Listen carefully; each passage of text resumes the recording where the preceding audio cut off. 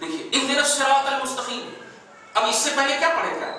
الحمدللہ رب العالمین الرحمن الرحیم مالک یوم الدین ایاک نعبد و ایاک نستعین، 4 آیت پڑھ چکے آپ، یعنی اللہ کو رب العالمین مان لیا، رحمان بھی پڑھ لیے، رحیم بھی پڑھ لیے، مالک یوم الدین بھی پڑھ لیے، اور ایاک نعبد یعنی معبود بھی اسی کو مان لیے، و ایاک نستعین اور مدد بھی اسی سے۔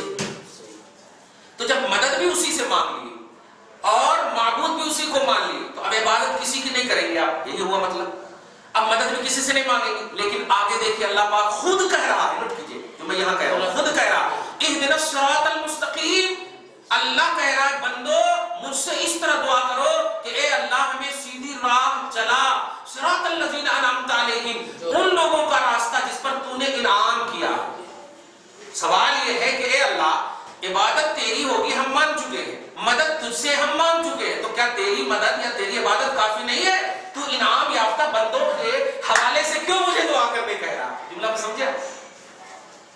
جیسے لوگ آج بولتے ہیں نا کہ جب اللہ کے علاوہ کسی کی مدد نہیں، کہیں نہیں جانا چاہیے، یہ سب کیا ہے؟ نہیں یہ سب نہیں، اللہ ہی سے پوچھئے، ہم اپنا لاجک لگائیں گے نا تو بول دیں گے اپنا لگا رہے ہیں۔ جب آپ شروع میں کہتے ہیں رب العالمین، جو رب العالمین کا عقیدہ رکھے گا وہ عالم کے پاس کیوں جائے گا؟ صحیح، سارے جہان کا رب آپ مان چکے ہیں اللہ کو، الرحمن بھی مان چکے، رحیم بھی مان چکے، معبود بھی مان چکے، اور عبادت کا مرکز بھی اسی کو مان چکے، تو اب اللہ کو کہنا چاہیے نا کہ اس طرح دعا کر کہ اے رب العالمین کی بارگاہ میں رکھنا، اے رحمان کی بارگاہ میں رکھنا، رحیم کی بارگاہ میں رکھنا، معبود کی بارگاہ میں رکھنا، اور مستعان کی بارگاہ میں رکھنا، یعنی جن کی بارگاہ میں ہم مدد چاہتے ہیں، بس یہ ہونا چاہیے۔ لیکن نہیں، اب کہہ رہا مانگ اے اللہ ہمیں ان لوگوں کے راستے پر چلا جن پر تو نے انعام کیا۔ اب اللہ ہی سے آپ پوچھیں اے اللہ کیا تیری عبادت کافی نہیں ہے ہماری کامیابی کے لیے؟ تیری مدد کافی نہیں ہماری کامیابی کے لیے؟ جب کافی ہے تو پھر انعام یافتہ بندوں کے پاس کیوں بھیج رہا ہے؟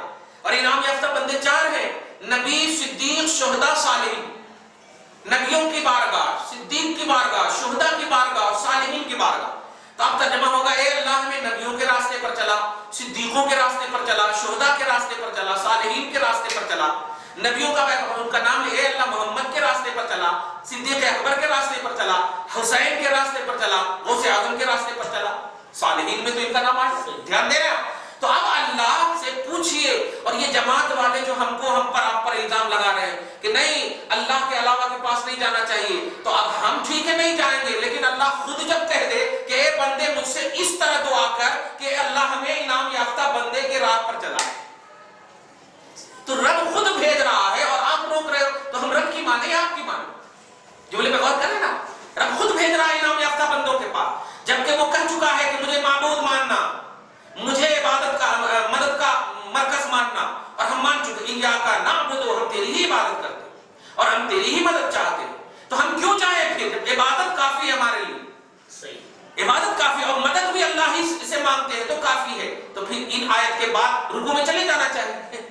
اهدنا الصراط المستقیم، صراط الذین انعمت علیہم پڑھنے کی ضرورت کیا ہے؟ خلاصہ بول دوں کہ اللہ خود چاہتا ہے کہ میری بارگاہ میں آنے کے لیے میرے محبوب بندوں کا واسطہ چاہیے، میرے محبوب بندوں کا وسیلہ چاہیے۔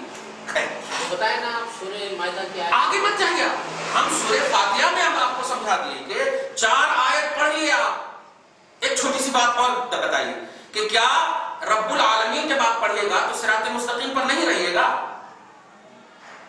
بالکل رہیے گا۔ جو اللہ کو رب مانے وہ صراط مستقیم پر ہے کہ نہیں؟ وہ گمراہ نہیں ہے۔ جو اللہ کو رحمان مانے، جو اللہ کو رحیم مانے، جو معبود مانے اور جو مستعان مانے، یعنی عبادت کرنے والا مانے، سمجھ رہے نا؟